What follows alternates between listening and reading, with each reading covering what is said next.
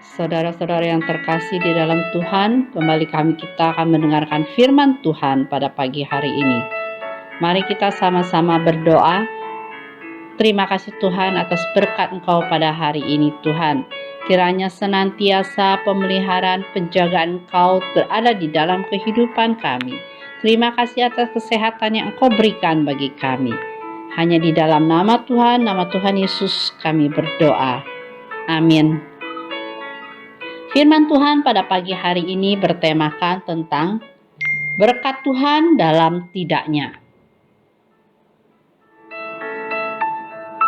Mari kita baca di dalam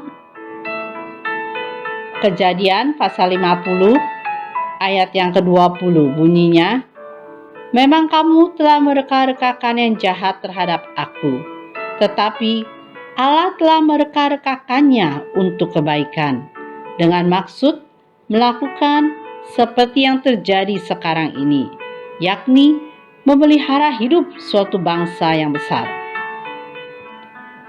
Pada saat kita diminta untuk bersaksi tentang berkat Tuhan, apa yang akan kita tuturkan?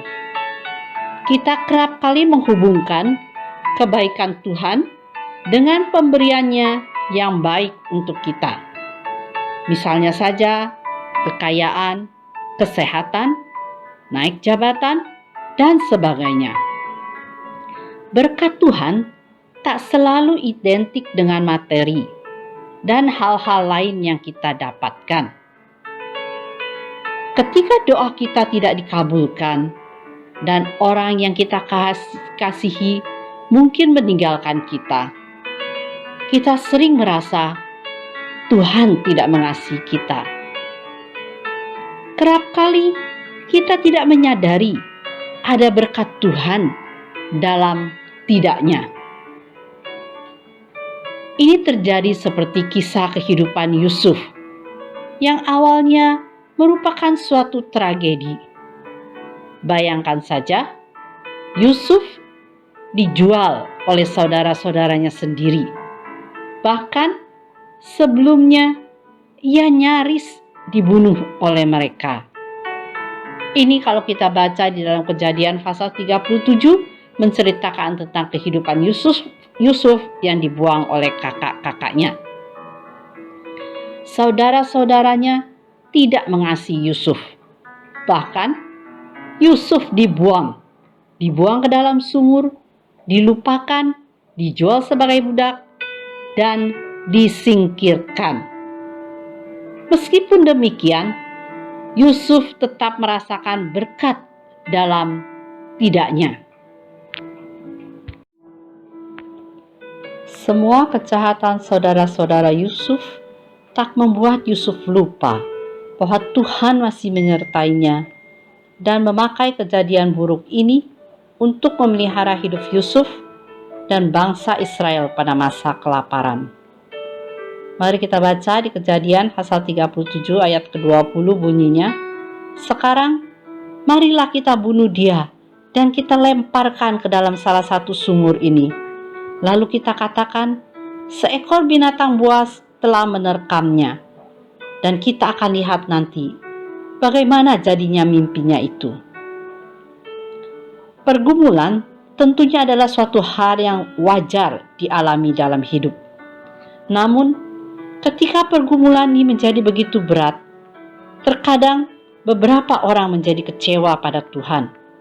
Oleh sebab itu, seringkali muncul pertanyaan, kenapa hal ini terjadi padaku?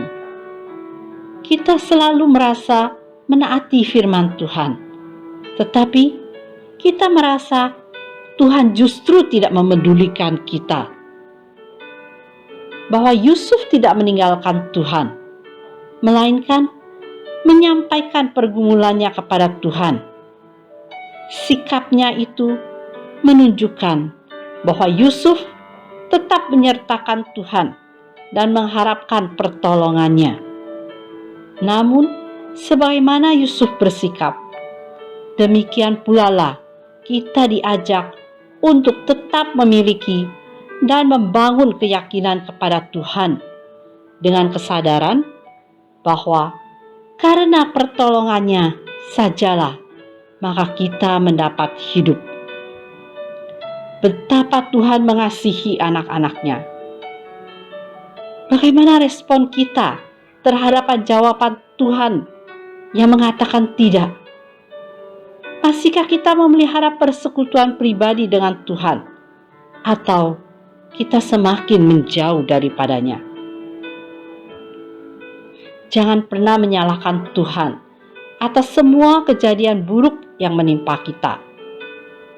Walaupun terkadang sulit dipahami, percayalah, selalu ada berkat Tuhan dalam jawabannya, yaitu tidaknya.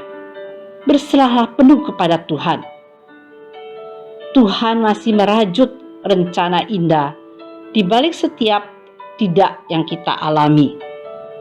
Mari terus belajar untuk setia dan beriman penuh kepadanya.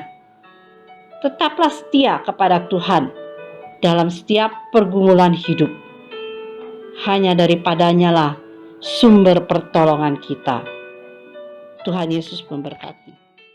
Buka jalan saat tiada jalan, dengan cara yang ajaib dibukanya jalanku.